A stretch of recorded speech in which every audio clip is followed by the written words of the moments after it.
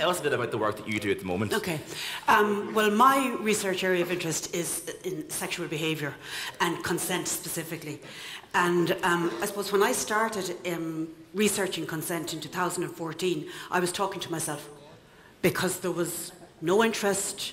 We didn't have all that we've had over the last number of years that had an explosion really in the media around the issue of consent.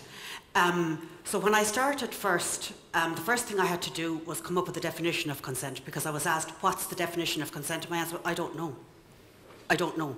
So I went to, there were so many different elements to it that I cobbled together a definition for myself that enabled me to understand what consent was. And my research initially was with third level students. And we conducted the largest survey of sexual behaviour and attitudes ever undertaken in this country, and that's something we didn't have data, we didn't have anything to tell us what people's behaviours were, what their attitudes were, until we did that survey. And I did follow-up interviews then with students as part of it, and one of the questions I asked them was their experience of sex education at school. And for the most part, it was lacking. People felt that they were equipped with, one guy said, the bare necessities or the mechanics.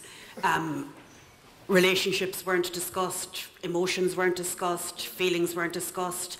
You know, in heteronormative situations, male-female situations, how the other person was feeling, how you were feeling, none of that was discussed. So when Richie and I was going to say hooked up, but that's kind of inappropriate. It's a longer story. A bit inappropriate. Use any other phrase. Any other phrase, but because hooking up is a focus of my research as well. Yeah. But when we started talking about putting together a module in Benildus, one of the things that was really important to us was that we would focus on all of those things that weren't in the curriculum or that weren't being explored or discussed with young people.